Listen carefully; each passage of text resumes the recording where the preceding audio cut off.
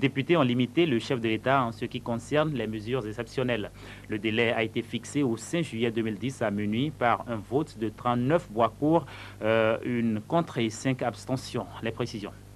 Après 2 reports, la première fois pour défaut de quorum, la deuxième fois pour absence des 2 secrétaires parlementaires, les députés se sont finalement réunis ce lundi pour fixer le délai au terme duquel le président de la République ne peut plus prendre des mesures exceptionnelles suite à la prise d'ordonnance le 25 juin dernier dans le cadre des accords signés par le gouvernement pour financer le secteur des microcrédits.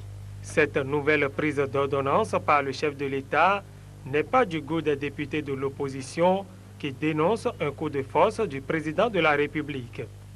On m'a expliqué qu'en réalité, l'évocation de cet article n'était qu'une digression de la part du chef de l'État.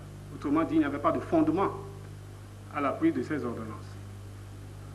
Monsieur le Président, permettez-moi toutefois de lire l'article 68 qui stipule clairement ce qui suit. Lorsque les institutions de la République,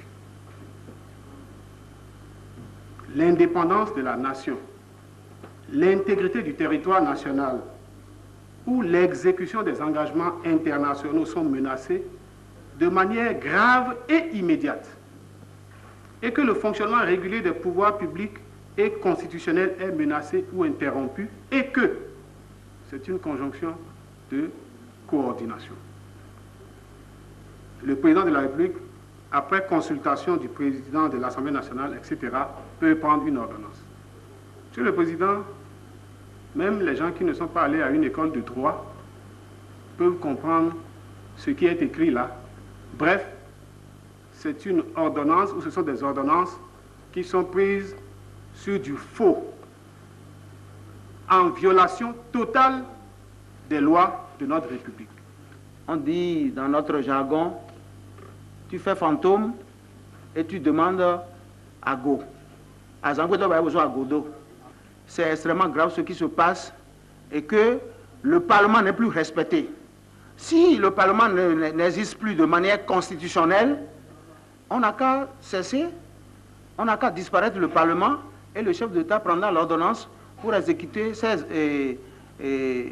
son budget et ses pouvoirs et continuer de gérer le pays jusqu'au moment où il aura fini son mandat. Lors de la prise des dernières ordonnances, les gens croyaient que je plaisantais quand j'ai dit de ne plus limiter le chef de l'État jusqu'à la fin de son mandat, parce que j'étais sûr qu'il prendrait d'autres ordonnances. Et le débat que nous faisons cet après-midi, je ne sais pas s'il est utile, parce que, bon, on va voter qu'à partir de minuit, il ne peut pas prendre d'ordonnance, mais la semaine prochaine, il prendra peut-être d'autres ordonnances. Mes chers collègues, vous refusez de voter un projet de loi, le chef de l'État le met en œuvre par ordonnance. Vous faites une proposition de loi que vous adoptez vous-même à une large majorité, la Cour constitutionnelle le casse.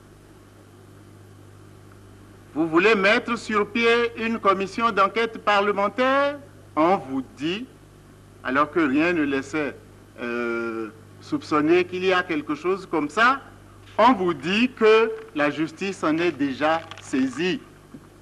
Je crois qu'il est légitime, Monsieur le Président, que chacun de nous se pose la question, est-ce que ce n'est pas à une dissolution de fait de notre Assemblée nationale que nous sommes en train d'assister aujourd'hui? Malgré leur désapprobation, les députés, par 39 voix pour et 5 abstentions, ont fini par fixer à ce 5 juillet à 0 heure le délai au terme duquel le chef de l'État ne peut plus prendre des mesures exceptionnelles. Le groupe parlementaire FCBE Sursaut Patriotique a donné son avis sur la question hier à l'hémicycle. Ses membres estiment que le chef de l'État a abusé de son pouvoir en prenant des ordonnances après le refus des députés d'autoriser la ratification des accords relatifs au microcrédit aux plus pauvres. FCBE Sursaut Patriotique, à la tribune de l'Assemblée nationale, a dénoncé ce qu'il qualifie, je cite, de dérive du régime du changement, fin de citation. La déclaration est lue par le député Luc Damanta Santana.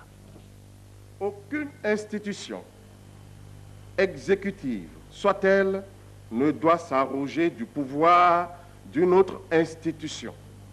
La prise d'ordonnance en lieu et place d'un vote de loi ordinaire est plus qu'une violation de la Constitution. Il s'agit ni plus ni moins d'un abus de pouvoir, puisqu'au-delà de la microfinance, les accords de prêt pour le développement des bas-fonds et autres constructions de centres de stockage sont en évidence des ordonnances prises non seulement pour contourner l'Assemblée nationale, mais aussi et surtout pour permettre à l'exécutif de continuer à piller l'économie nationale et favoriser la corruption. La mauvaise gouvernance est désormais la règle dans notre pays. La violation de la Constitution par le chef de l'État au motif de soutenir les populations pauvres, le bradage de nos sociétés d'État, des espaces publics, de nos plages et de nos ressources naturelles. Face à tout cela, le peuple béninois, à travers la représentation nationale, met en garde tous les partenaires qui s'aventureraient à accorder des prêts à notre pays sur la base des ordonnances. À tout état de cause, ces partenaires doivent retenir que le peuple béninois n'est associé en rien à ces accords qui, du reste, n'engagent que le président de la République, qui répondra donc seul le moment venu. À ceux qui achètent et continuent de vouloir acheter les entreprises comme l'OCBN, Bénin Télécom, la Société des ciments d'Onigolo et autres, qu'ils soient avertis qu'ils se procurent du matériel litigieux. Tous mobilisés pour la défense des acquis de notre démocratie, tous mobilisés pour décourager à jamais le bradage du patrimoine national. Le groupe parlementaire FCBE Sursaut Patriotique.